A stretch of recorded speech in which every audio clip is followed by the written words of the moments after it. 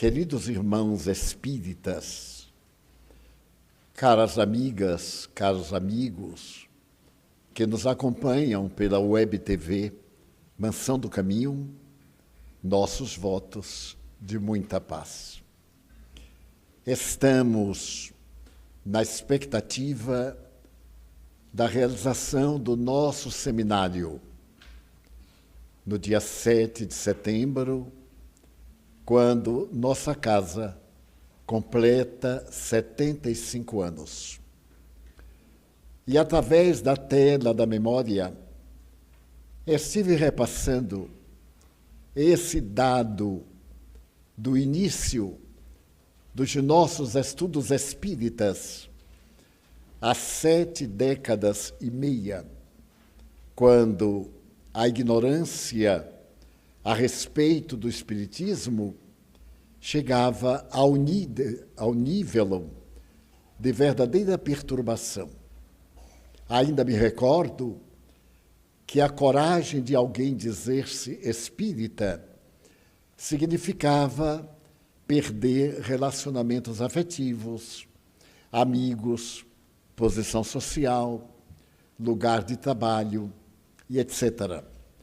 Eu era muito jovem, então, quando começamos essas atividades espirituais. E como era o resultado de um fenômeno mediúnico, do qual não nos podíamos libertar, fomos à, então, União Espírita Baiana, hoje Federação Espírita do Estado da Bahia, para escutar um jovem orador que visitava as cidades, levando a noção exata de o que era o espiritismo. Havia no Brasil um órgão de imprensa muito considerado, que tinha sua sede no Rio de Janeiro. Chamava-se A Noite Ilustrada. E um dos seus funcionários trabalhava para conseguir sócios para essa empresa cultural e artística. Durante o dia, ele se dedicava a fazer a corretagem, a encontrar anunciadores no Brasil para esse órgão de muito efeito cultural da cidade do Rio de Janeiro. Mas, às noites, ele se dedicava a divulgar o espiritismo.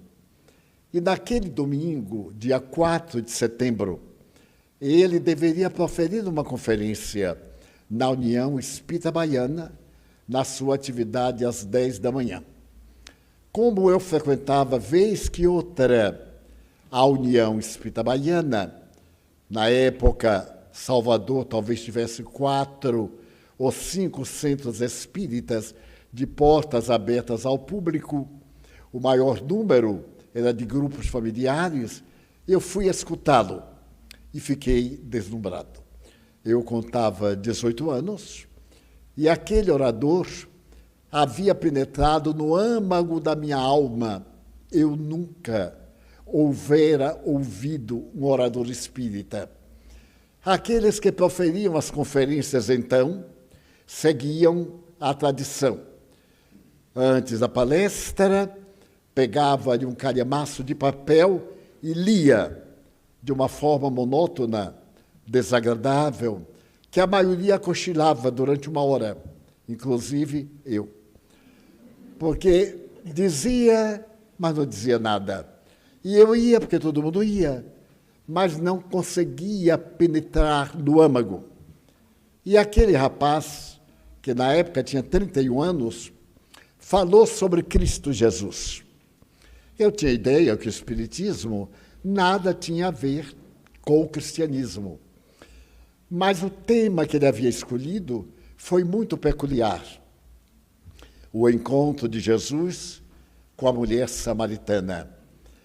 É aquela parte em que ele estava sentado no poço de Jacó, na Samaria, região entre a Galileia e a Judeia, Samaria odiada por todos os demais judeus, porque a Samaria era considerada uma raça impura.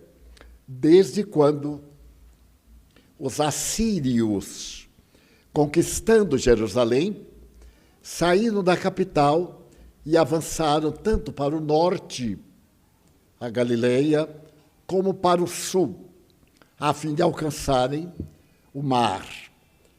E tiveram um grande rechaço em Jerusalém.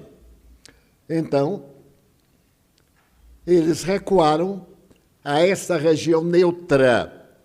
E aí tiveram batalhas, conquistaram a região dos samaritanos e, naturalmente, levaram as pessoas saudáveis para a Babilônia.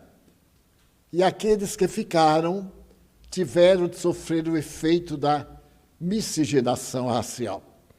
E os judeus não perdoavam aqueles que houvessem traído a raça e, naturalmente, conspurcado o próprio sangue. Então, os judeus isolaram os samaritanos.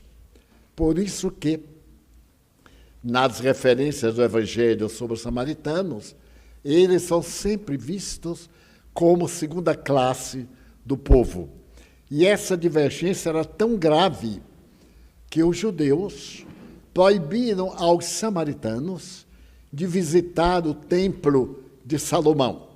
O templo de Salomão ficava no coração de Jerusalém, em uma montanha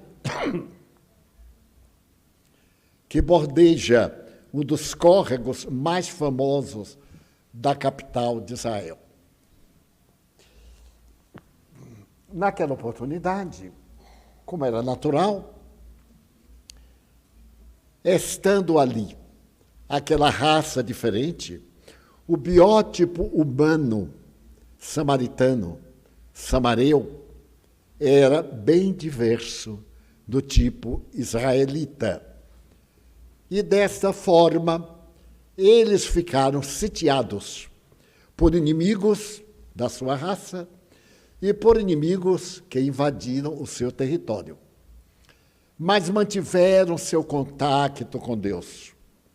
Na região da Samaria, há uma cordilheira, e nessa cordilheira ergueram um templo a Deus, já que não podiam visitar o sagrado templo que Salomão reformou e Herodes, o Grande, embelezou para agradar os judeus. Jesus, sendo judeu, deveria manter aquele mesmo preconceito contra os samaritanos. Mas ele viera para unir o que estava separado, para oferecer uma receita de paz à humanidade. Não veio pregar uma religião a mais, veio dizer que sim, Deus é único. Ideia que os judeus foram o único povo a declarar publicamente o monoteísmo. Israel era, portanto, um país semelhante a um oásis. No deserto politeísta havia um oásis monoteísta, ou uma ilha de politeísmo, em que Deus único e soberano governava homens e nações. E toda vez que Jesus se referia aos samaritanos, os judeus reprochavam-no. E ele disse, mas eu venho não somente para estas ovelhas, eu tenho outras ovelhas que não são deste rebanho. Isto é, ele veio para todas as criaturas. Não somente aquelas que tinham crença, como que não tinha crença. O seu objetivo não era criar uma doutrina religiosa a mais. Era educar, promover a dignidade do ser humano. Era fazer que, ao invés de mendigos, houvesse assalariados. É um dos objetivos mais elevados do socialismo internacional. Não termos dependentes, fazermos pessoas independentes. Ao invés de manter a miséria, libertar da miséria através do trabalho digno. Todo aquele que pode trabalhar não tem necessidade de ser mantido, nem pelo Estado, nem pelos demais, porque ele não é um peso morto sobre o organismo social. É alguém que necessita de ajuda, de impulso, de estímulo, mas que pode ter uma vida independente dentro do seu padrão socioeconômico. Foi essa a proposta de Jesus. E por isso, ele disse ipsis verbis, um mandamento eu vos dou, que vos ameis uns aos outros. Então, diante dessa proposta que ultrapassa os 10 mandamentos, amar a Deus sobre todas as coisas e ao próximo como a si mesmo, ele estabeleceu essa religação da criatura com a divindade através do amor que deve viger entre nós, criaturas humanas. Era essa a proposta de Jesus. E ele sentou-se ali ao poço, que era o único, ainda existe, e que havia sido feito por um pai da raça, quando veio uma mulher em busca de água. E o diálogo que se trata é muito bela, porque a mulher se choca ao ver no seu território um judeu. E mais ainda quando ele lhe pede de beber. Mulher, dá-me de beber. E ela contra-interroga. Tu és judeu. Como me pedes a mim, que sou samaritana, água para beber? Ele sorri e lhe diz mais, tu tens uma água que logo mais voltas a buscar. Eu, porém, tenho uma água que, ao dar-te, saciarei tua sede por todo sempre. Então, dá-me, Senhor. Mas tu não tens o balde, a corda para tirar. Qual é a água que tu tens?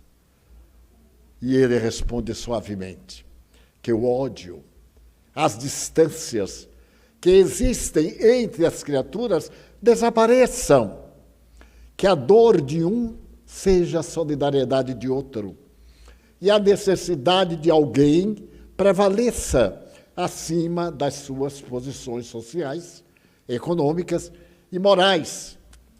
Ela então olha para ele e diz, como tu sabes disso? Eu sei que os judeus esperam um profeta. E ele para e diz assim, eu o sou. O Cristo é muito interessante. Ele não disse Jesus, o Cristo de Deus. Equivale dizer que entre Deus e as criaturas humanas há um arquétipo, há um intermediário chamado Cristo, Buda, uma referência de perfeição, um ser transcendente, a quem podemos recorrer em qualquer momento, porque ele está entre Deus e nós. Jesus é o Filho de Deus que nasce, que nos dá a mensagem do Cristo e nos encaminha doce e suavemente para Deus. Eles dialogam, é muito fácil encontrarmos o Evangelho de João. Ela fica deslumbrada e diz mais, tu és o Cristo de Deus?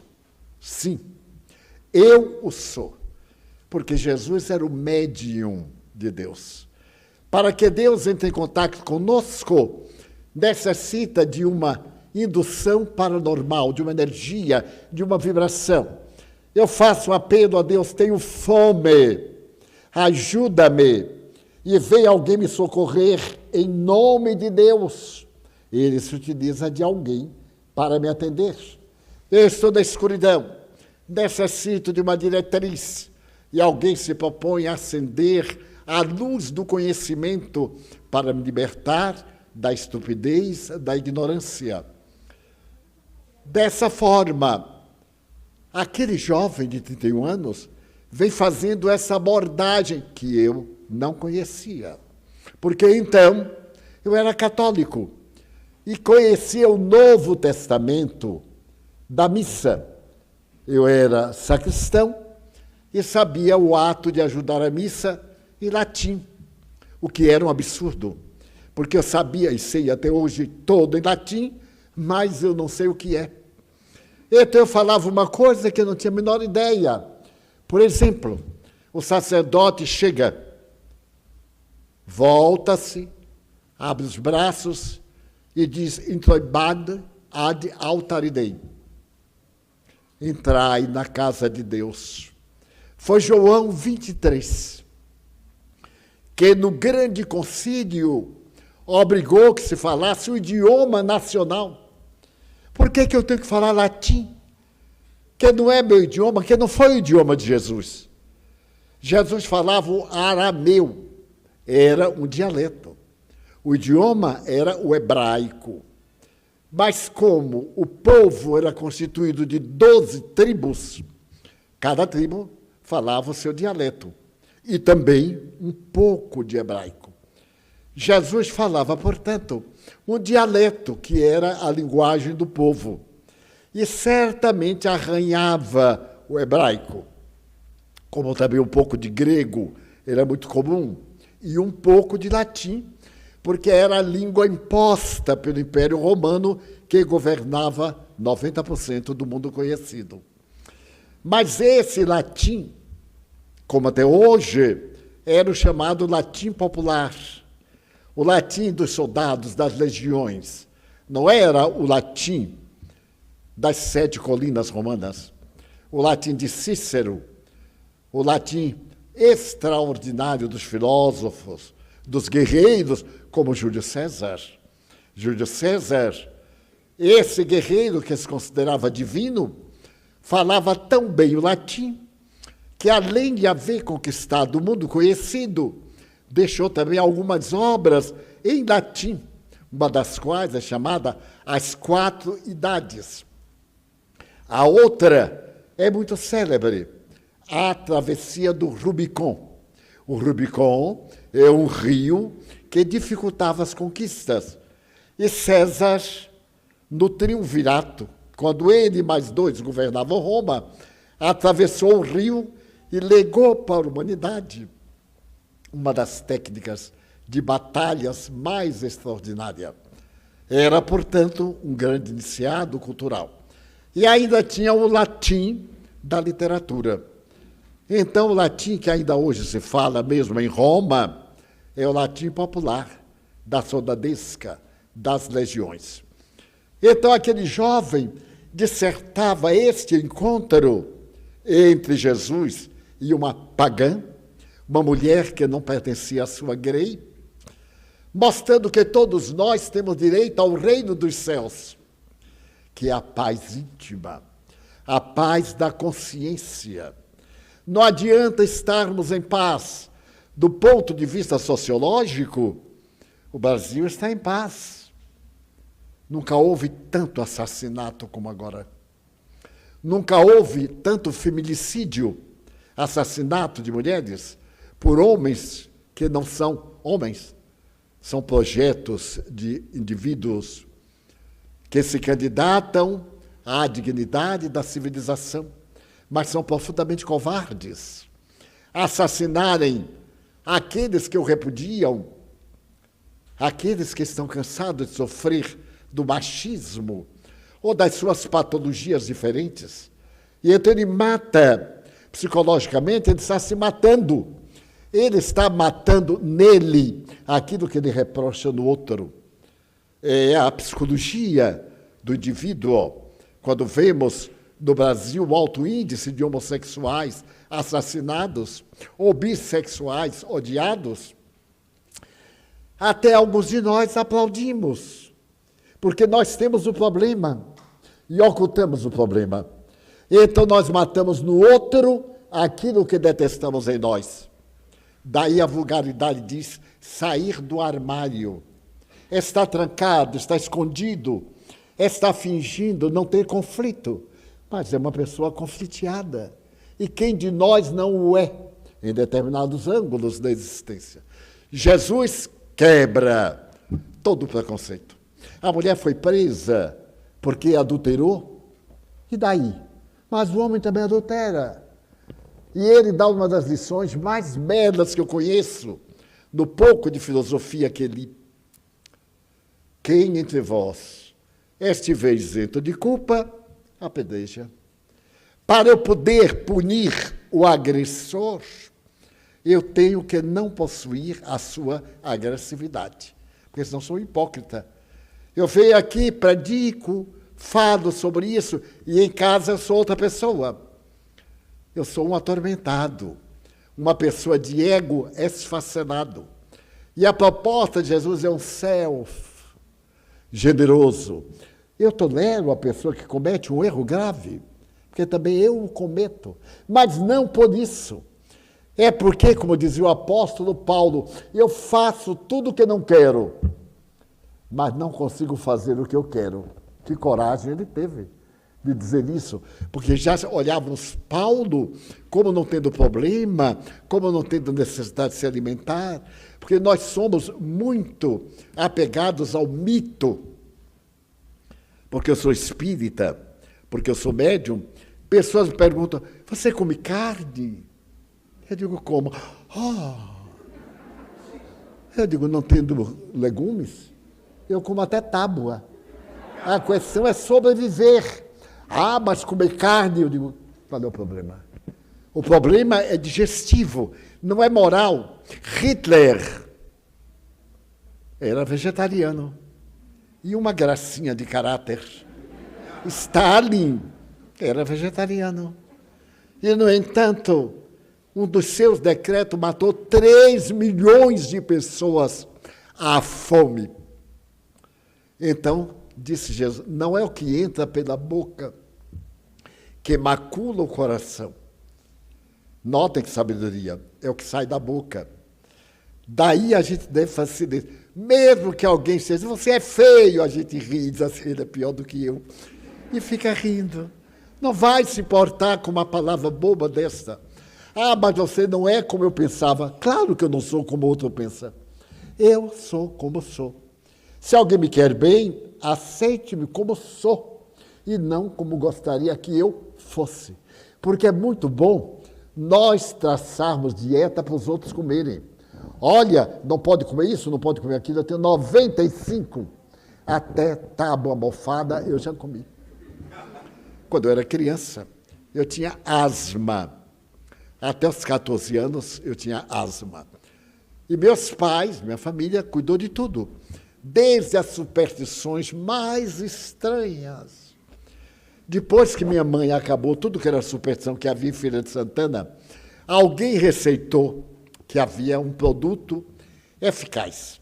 Tratava-se de pena de asa de urubu torrada.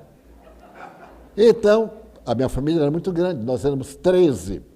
Meus irmãos eram muito inteligentes.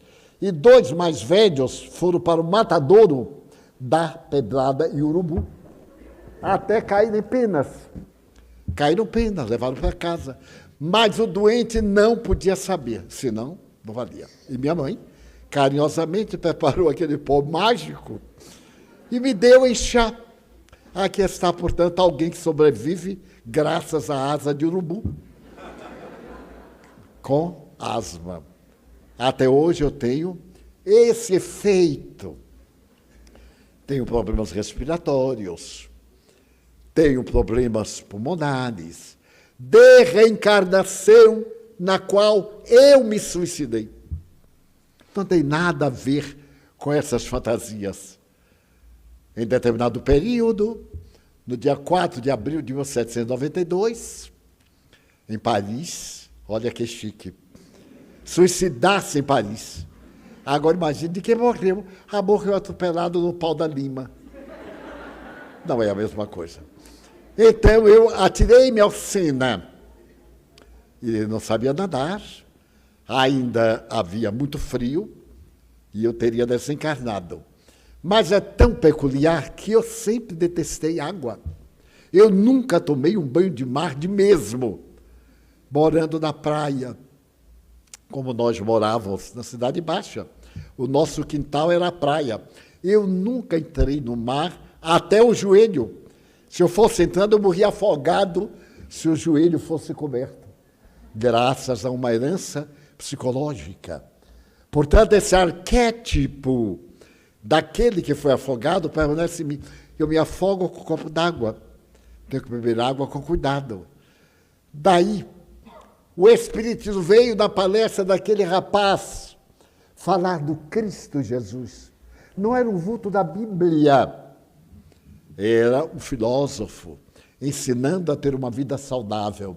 Que culpa tinha alguém de haver nascido em Samaria para ser odiado, como hoje o judeu, o polonês, o chinês, o japonês e etc. Dos nossos preconceitos, vem o filósofo e diz: todas as raças são apenas efeitos de natureza hereditária ou mesológica. Mas o que importa não é o corpo, é a essência que está dentro dela. E é quando ele terminou a conferência, eu estava absolutamente de acordo. Porque as vozes que me falavam me diziam essas coisas. Mas como eu era muito católico, entrava em choque entre o que eu ouvia e aquilo que eu praticava. Eu dizia ao meu sacerdote, aliás, um homem extraordinário, sábio, generoso. Ele me achava um pouquinho avariado, mas tinha muita paciência. Quando as pessoas receberam a hóstia, eu a via adornada de luzes em uns. Em outros, não via nada. Era a unção de cada um diante desse símbolo da Igreja Romana. Ao terminar, eu fui falar com o cavalheiro.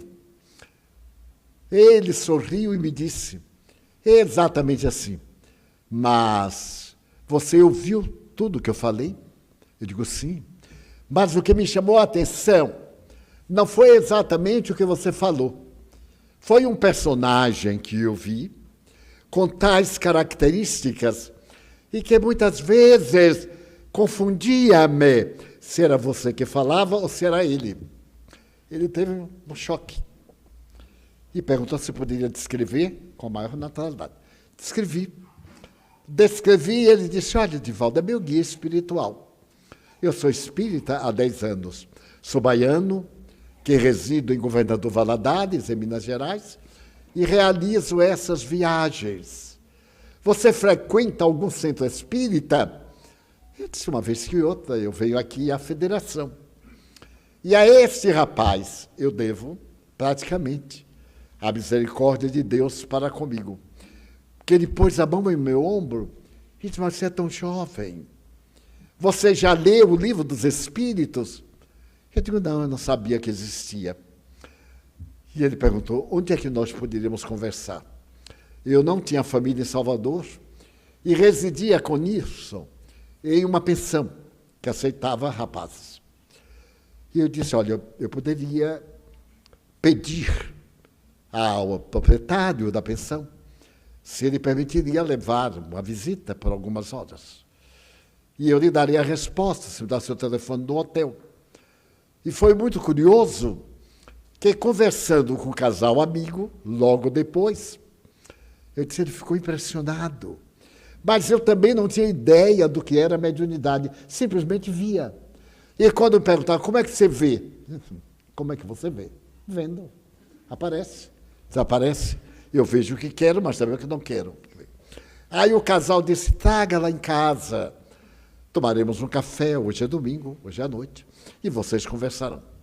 Café este, meu amigo, terminou no outro dia, segunda-feira, às 8 da manhã, porque o tema era muito curto.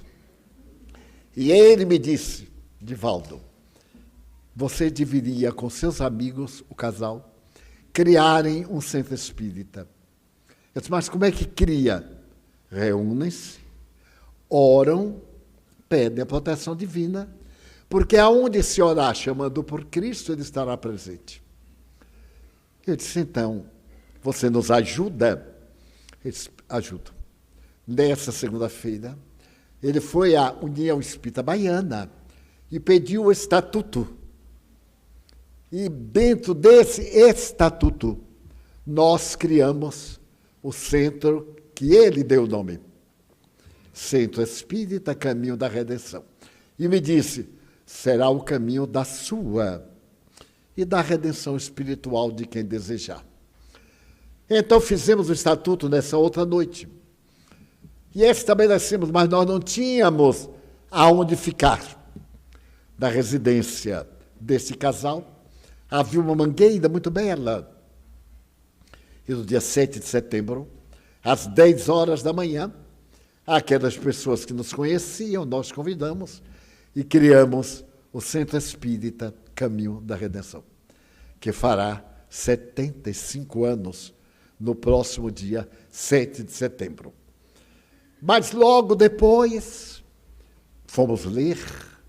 Eu li o Livro dos Espíritos uma vez, li 2, li 10, leio até hoje. Os Espíritos nos foram orientando e nos disseram, temos que ajudar-nos uns aos outros. A caridade é essencial em nossas vidas e deveremos dedicar-nos com maior afã. Fomos entendendo o que é o Espiritismo. É uma ciência filosófica de consequências religiosas e éticas. E tínhamos necessidade de melhorar a nossa vida, porque nós somos o que fizemos ontem pela reencarnação. Estamos hoje recuperando-nos. A esse homem, José da Costa Freitas, nós devemos a instituição que hoje somos. Porque logo no domingo seguinte, nós fomos ao bairro do Uruguai, quando era o depósito de lixo da cidade, e onde crianças morriam afogadas na lama daquela região, e distribuímos balas com crianças que encontramos nas ruas.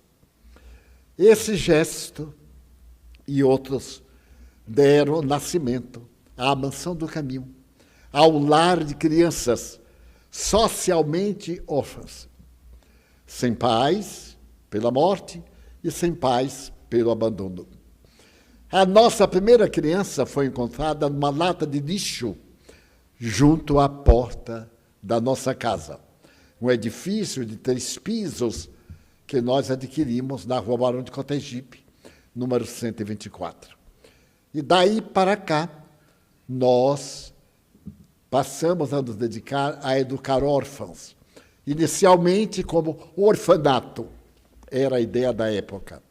Mais tarde, os espíritos sugeriram que nós iniciássemos na América Latina os chamados lares substitutos, ao invés de orfanato, que marca o lar para aqueles que não tinham lar. Mais tarde, uma instituição aberta.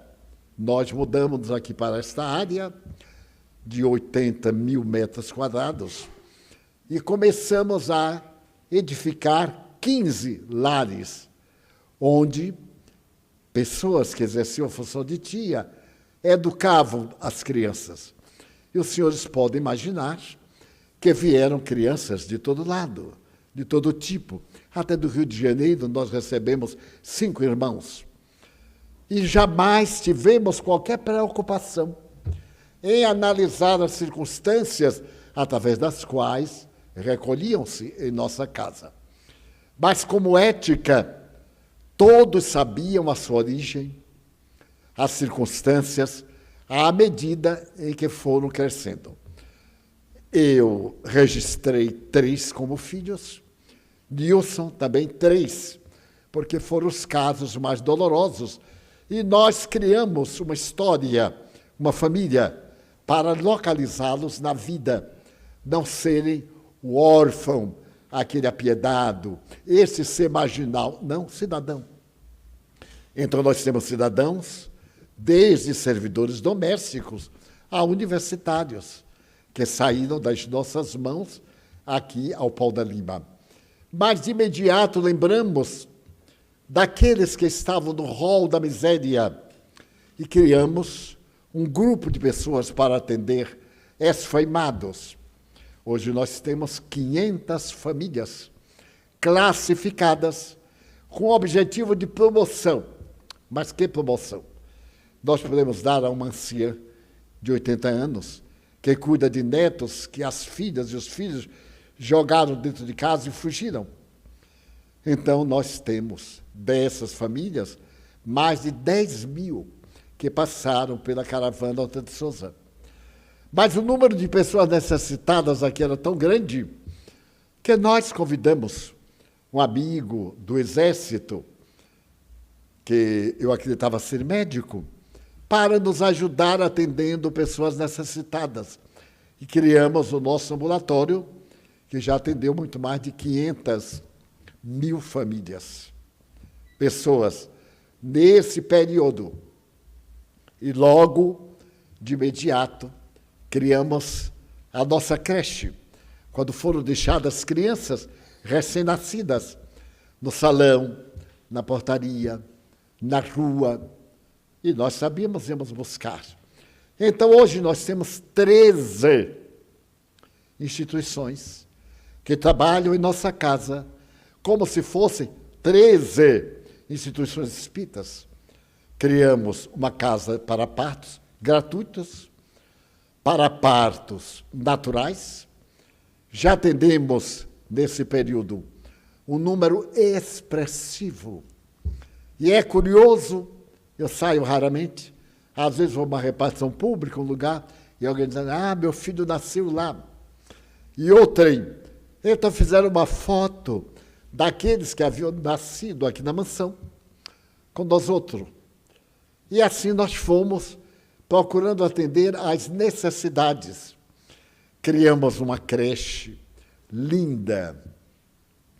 A nossa creche é de uma beleza que quem entrar não sai nunca mais, porque vai reencarnar como criança e vem correndo para a nossa creche. Eu achei muita graça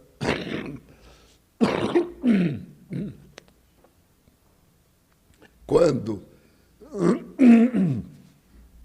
o Fantástico esteve aqui conosco e o repórter materialista, ele chegou a me dizer, olha, nós não somos espíritas, não acreditamos no espiritismo.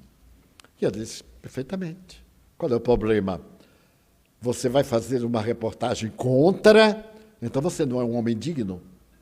E eu espero que a empresa que ele mandou tenha o mínimo de dignidade de fazer uma reportagem, fazer uma entrevista. Uma coisa é o que o senhor dirá, e outra é o que nós vamos dizer. Porque se o senhor mentir, nós vamos fazer uma verdadeira e jogamos também no ar. Nem que tenhamos que vender tudo para desmanchar a calúnia. Ele não chegou à metade. Ele disse assim, olha, Divaldo, se eu não tiver cuidado, eu me torno espírita. Eu digo, não tenha não. Vai ser bom para você, porque o espiritismo está vivendo até hoje sem você. Então não é o espiritismo que precisa de nós. Nós é que em nossos problemas procuramos soluções. E o espiritismo é uma delas, para quem tem olhos de ver. Ficou muito amigo. Fez estatísticas de quantas crianças já haviam passado por aqui. 130 mil crianças. Porque nossa área compreende 400 mil habitantes nesta região. E então nós fomos multiplicando. E chegamos ao êxito de, nos dias passados, quando houve o Enem, a nossa escola intermediária apresentou também seus alunos.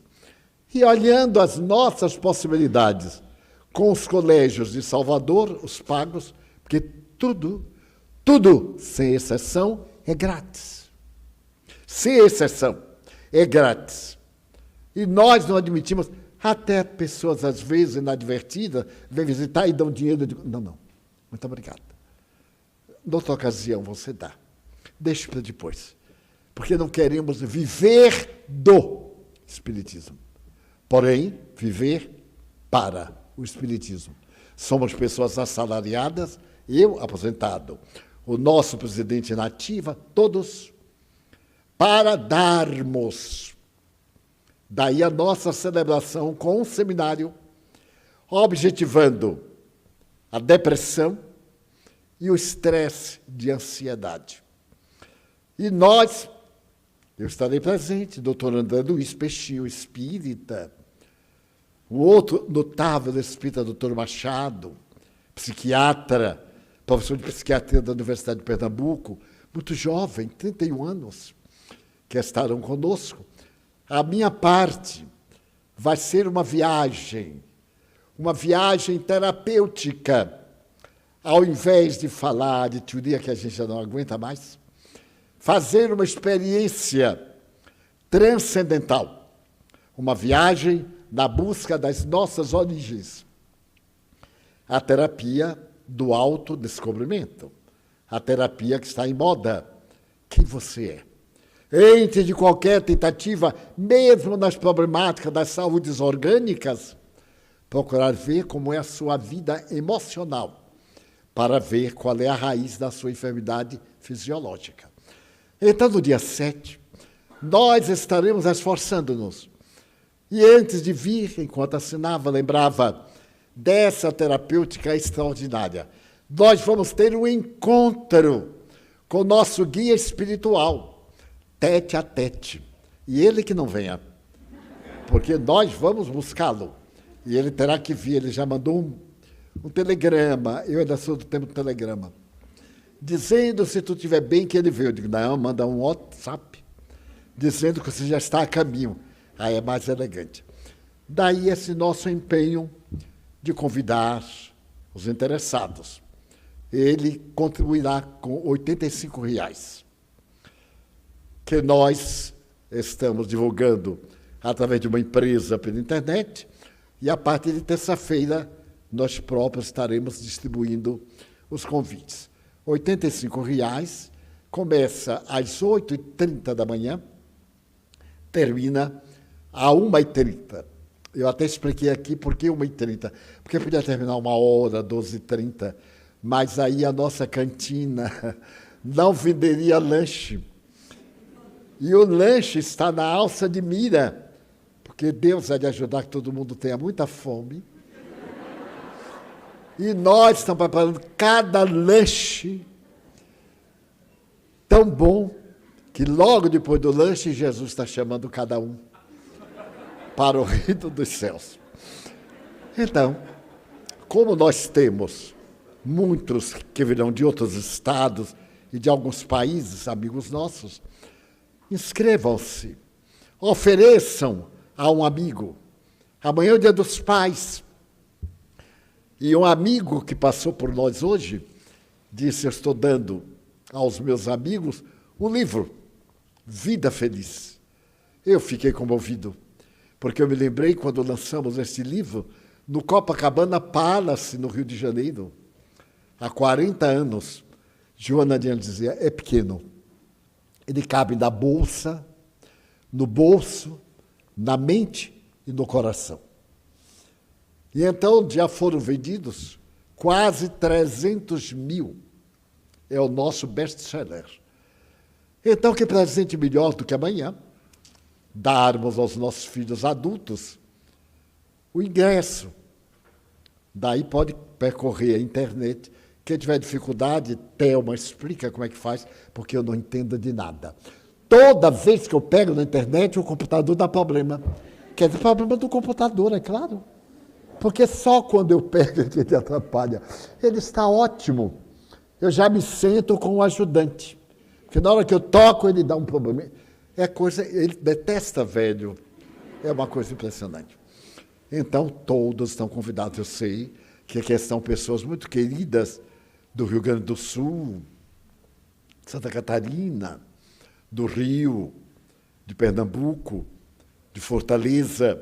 Alguns falaram comigo, outros não, mas sejam todos bem-vindos. É a casa do Senhor. E eu gostaria, então, de encerrar com uma mensagem em gratidão a José da Costa Freitas, que já desencarnou. Meus irmãos e meus amigos, é tão curioso. Eu não ia abordar esse tema, mas quando eu fui subindo a escada, ele me apareceu e fez, olá, Divaldo, Ele era tanto carioca, né? E o carioca é um pouquinho diferente para melhor. Olá, Divaldo, eu digo, nossa, eu vou falar sobre Costa Freitas. As sementes que ele deixou aqui na terra, milhares de instituições. Ele hoje está além, e eu acho que ele deve ser um supervisor, para dar uma ideia de que o bem que nós fazemos é bom para nós. O fato que eu ia narrar é um dos fatos históricos da arte popular. A cidade de Milão, por volta do século XVI, estava no auge. E entre os muitos problemas, a cidade enfrentava um daqueles que diziam respeito à própria constituição da cidade, por causa das águas. E um pensador que havia realizado obras magistrais e que estava trabalhando agora na concepção de um submarino, século XVI, e de uma aeronave, se ofereceu para traçar para a cidade de Milão os célebres canais milaneses, que até hoje dão à bela cidade industrial da Itália o seu aspecto extraordinário. Leonardo da Vinci estava entre os gênios do Renascimento. A literatura, a poesia, a arquitetura, a estatuária estavam no auge. E, principalmente, em Milão, destacava-se o museu iniciado por Leonardo da Vinci, que ainda existe lá, e está às ordens de qualquer visitante.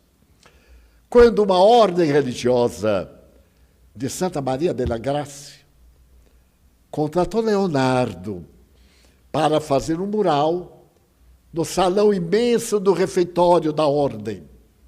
Este mural era a gesso, conforme o hábito da época.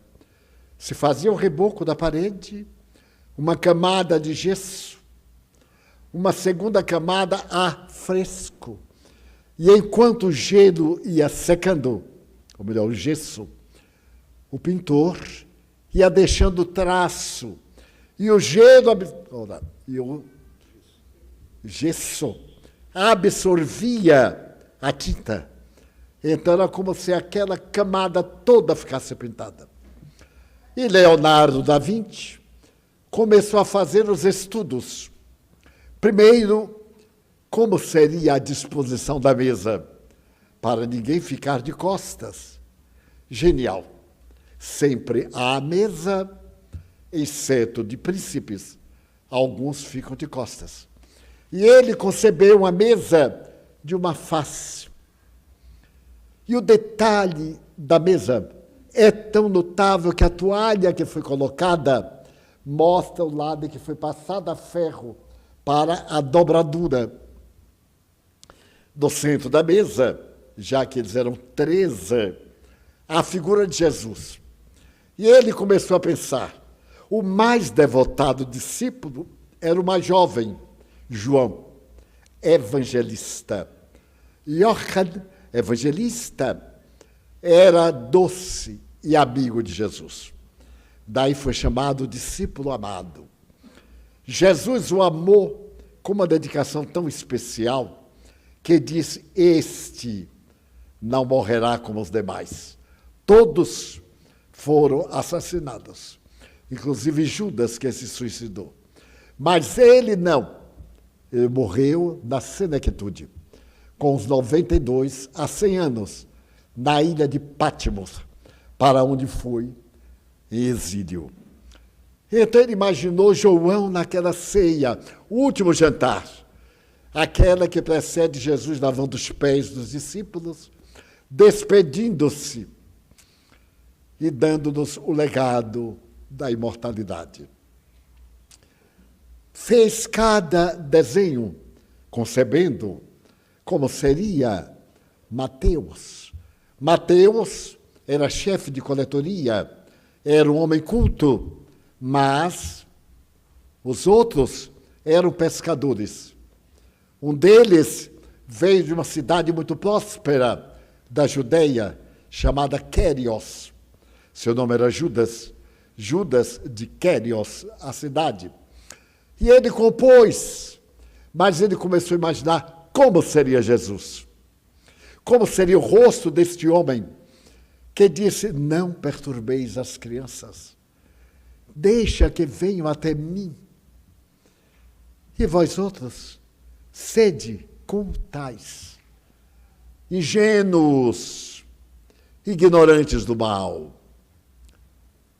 Aquele mesmo Jesus, que teve a oportunidade de olhar uma mulher que vendia o corpo e disse para ela, ama e faz o bem, porque todos os teus pecados ser-te-ão perdoados. O que é perdoar aqui? É não ser vistos. Por que ela vendia o corpo? Porque foi isso que lhe ensinaram. Aos 13 anos em Jerusalém, venderam-na a um bordel. Ela não tinha pai, não tinha ninguém. Como podemos inculpá-la? Como um dia uma jovem meretriz me disse, é só o que eu sei fazer. Porque isso o corpo faz por atavismo. Eu aí notei a palavra particular e percebi que tinha alguma cultura. Eu disse, mas como por atavismo? Elas a gente nasce fazendo, como os animais. Ninguém me ensinou. Eu aprendi, surgiu, brotou dentro de mim. Eu digo, então, minha filha, por que você continua? Porque não sei fazer outra coisa. Mas é fácil. Eu vou lhe ensinar a costurar para você ter um meio digno de vida. Ele disse, mas eu não tenho máquina. Eu dei uma máquina. E nós fizemos um contrato com máquinas de cozer, que na época eram vendidas à prestação. E fizemos um grupo de mulheres equivocadas, dando-lhes o diploma e também a máquina vendida à prestação. E até hoje mantemos de uma forma muito discreta esse trabalho de ajudar a quem não sabe fazer outra coisa. Aprender a ter dignidade. A gente aprende a amar, aprende a odiar. Ninguém nasce amando, ninguém nasce crendo ou não crendo em Deus. São conquistas da convivência humana. E então nós ensinamos. Então Leonardo começou a procurar onde achar um homem entre 28 e 35 anos com aquele semblante de Jesus, másculo e doce, gentil e digno, suave e honrado. Como caracterizar esses hormônios da masculinidade com o biótipo que poderia falar a uma mulher equivocada, sem despertar nela a libido e dizer, ama, mas Senhor, a quem eu vou amar? As tuas irmãs, aquelas que não são amadas, aos seus filhos, aos teus filhos, meus, mas eu não tenho filhos. Ama aos filhos que não têm mães, às mães que tu não tens filho. É muita coragem deste homem. Nós, as criaturas humanas, sabemos como é difícil ser gentil na hora amarga, ser fiel no momento do tropeço e permanecer quando todos desertam. Daí ele disse os que foram fiéis até o fim. Porque é muito fácil ser fiel uma temporada, entusiasmar-se, mudar do palácio para uma chupanda e vice-versa. O negócio é ser fiel todo dia, hoje, ontem, amanhã, depois, com a mesma alegria na hora da dor e do sofrimento. Não é masoquismo, é coragem de enfrentar, de ocultar, como escreveu Chico Xavier. O espírita enxuga as lágrimas para depois ir atender quem está chorando. Porque todos nós temos problemas. Viver é um fenômeno biológico. Bem viver é um fenômeno ético. Viver bem é um fenômeno cômodo. Eu tenho dinheiro, vivo bem, mas não estou bem. Porque muitas vezes na fortuna, os conflitos estão comigo. As ansiedades, a solidão. as dores. Daí Jesus, ele começa a pensar, vai a um seminário, aqueles homens dedicados a Cristo, não achou nenhum rosto que o impressionasse. Visitou cidades e desistiu de procurar um rosto que lhe servisse de modelo.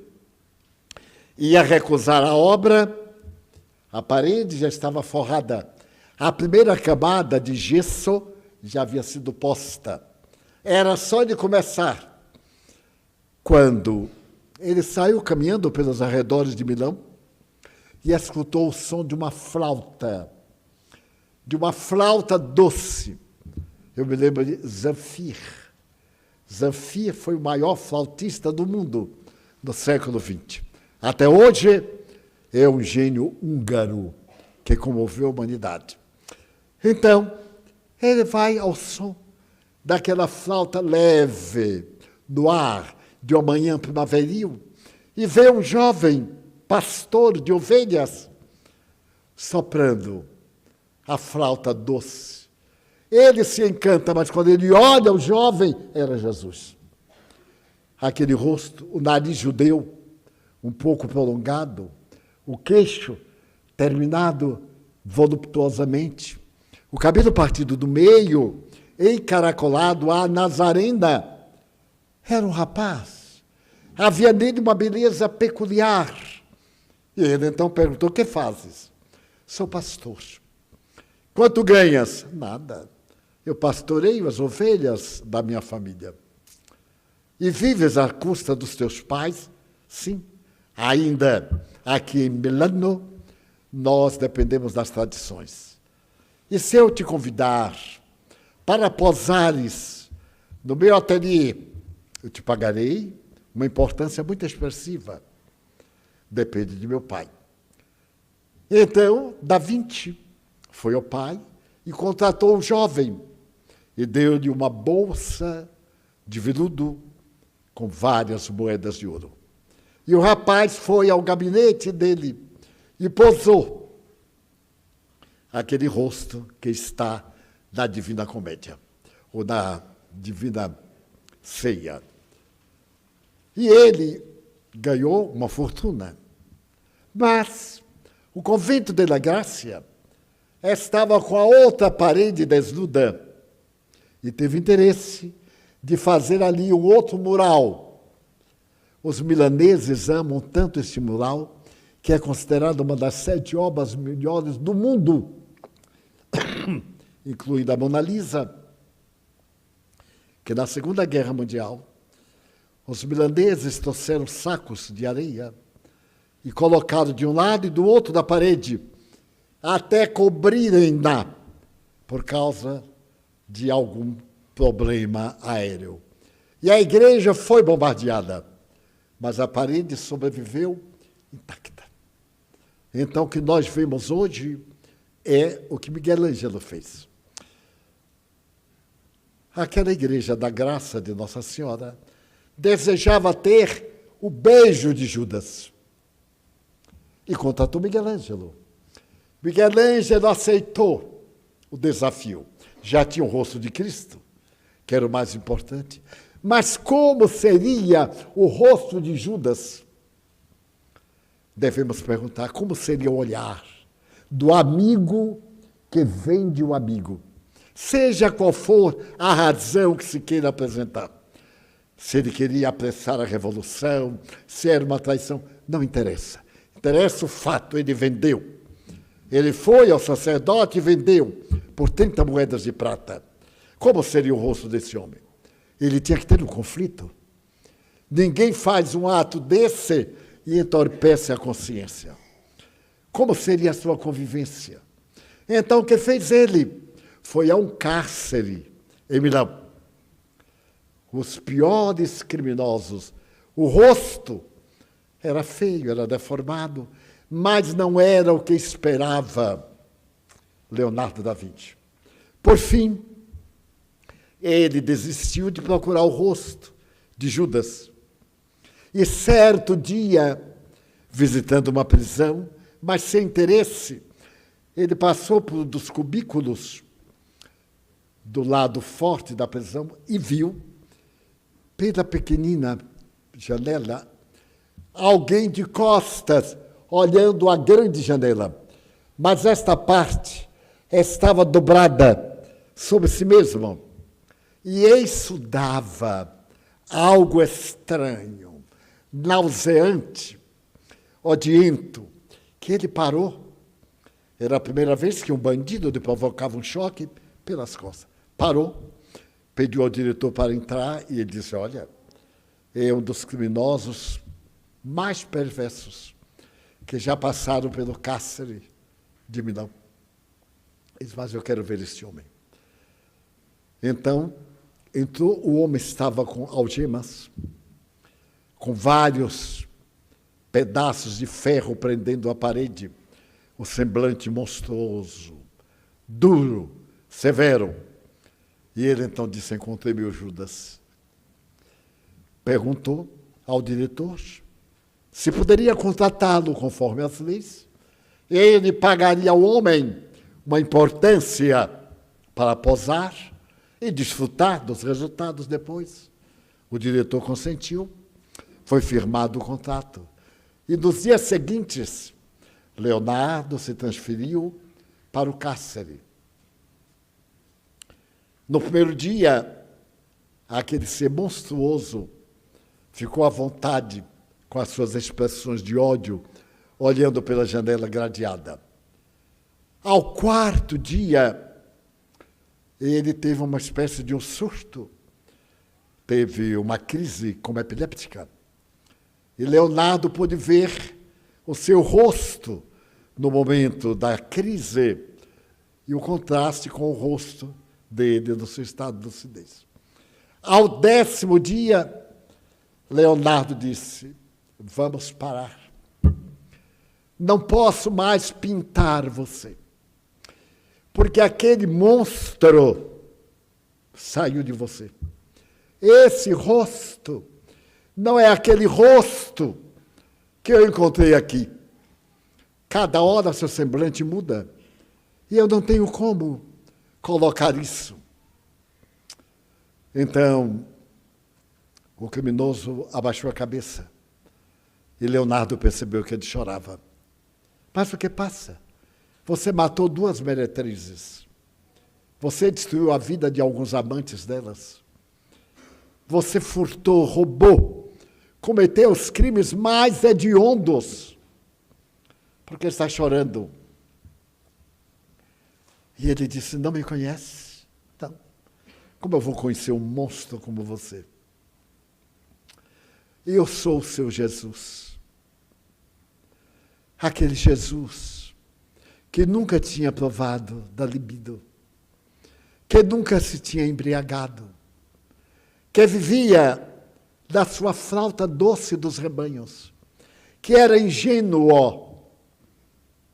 Aquele Jesus de olhar, de esperança, que desejava o matrimônio com uma aldeã, com o dinheiro que você me deu.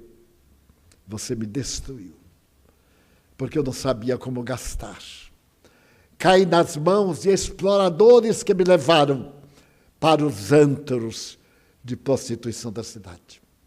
E eu me perverti, apaixonei-me loucamente pelas ilusões, pelas drogas da época. Perdi o rumo. E a primeira mulher a que eu amei era comprometida com o bordel. E para tê-la, eu matei seu amante. Depois eu a matei. E assim por diante. Agora que eu estou pensando no meu rosto, que você pintou, eu desisto. Não me pinte mais. Procure agora um outro rosto. E a tela, o mural, ficou com metade do rosto de Judas. Aquele homem odiento, com uma parte suave e doce do olhar de Jesus, do rapaz que tocava a flauta leve. E a gente pode ver na sala, ficando no meio, Jesus. e olhando o semblante da amargura, que desejo dizer? É que todos nós estamos sujeitos a galgar o máximo da montanha da vida, mas também a tombar no abismo mais profundo. Qualquer um de nós. Depende das circunstâncias. Tenhamos, pois, muito cuidado com valores. Ter é muito diferente de ser. A velha questão da filosofia. Ter ou ser? Ter, temos saúde. Bem, achamos que temos saúde.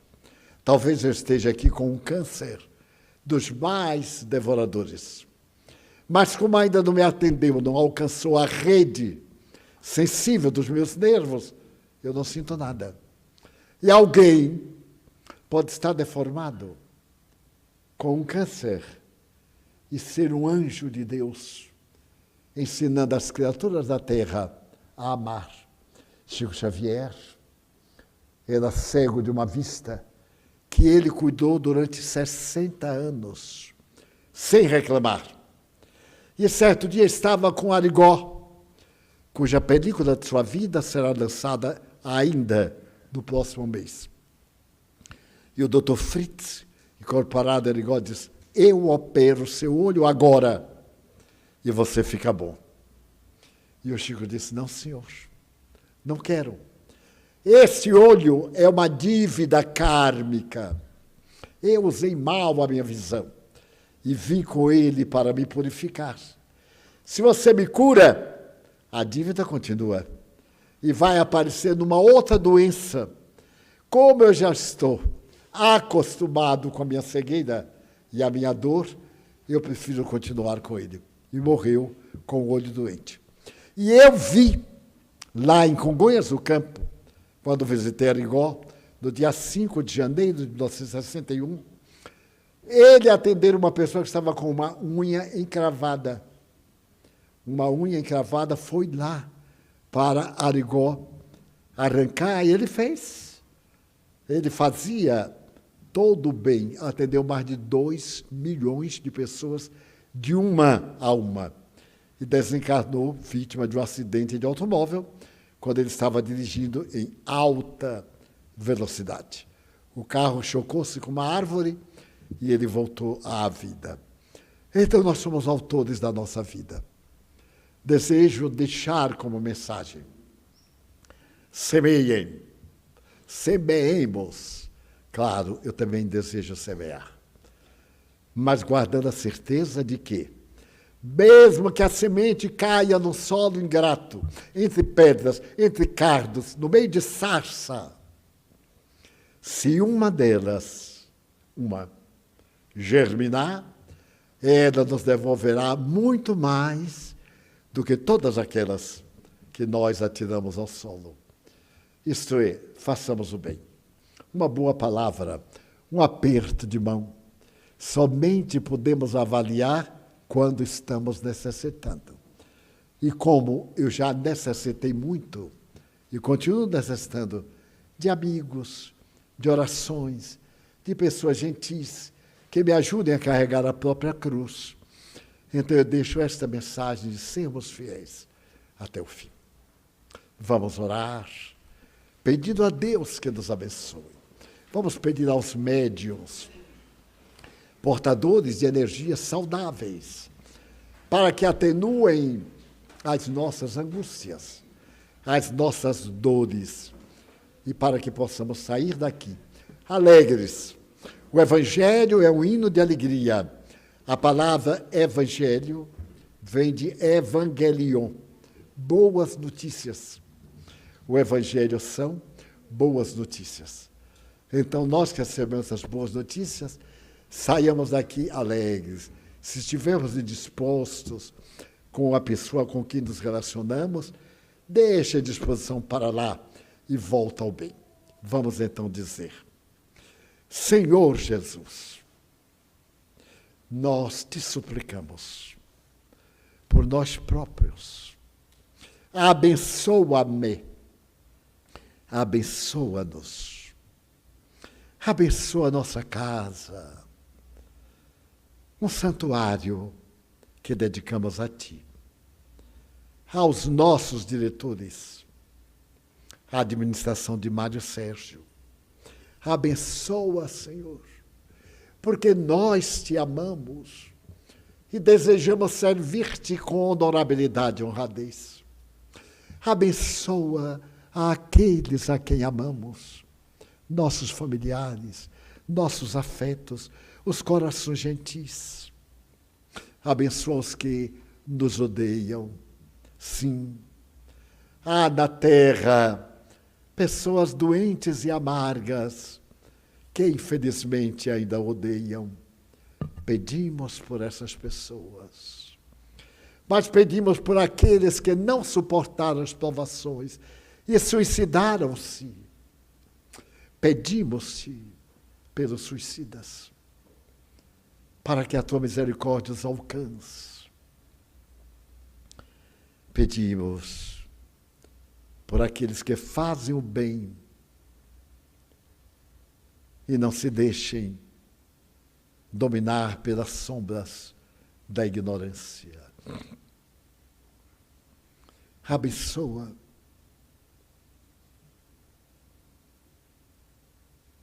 nosso trabalho, nossa vida social e humana.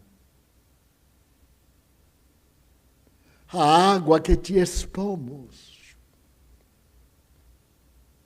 modifica-lhe a estrutura como em Caná. Ó Jesus, abençoa a nossa paz interior. Que esses fluidos desse momento especial deem-nos a alegria de viver e paz.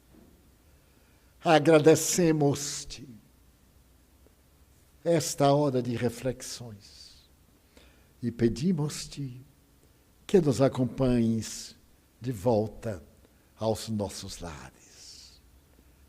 Está encerrada a nossa reunião com votos de paz para todos. Deus nos abençoe.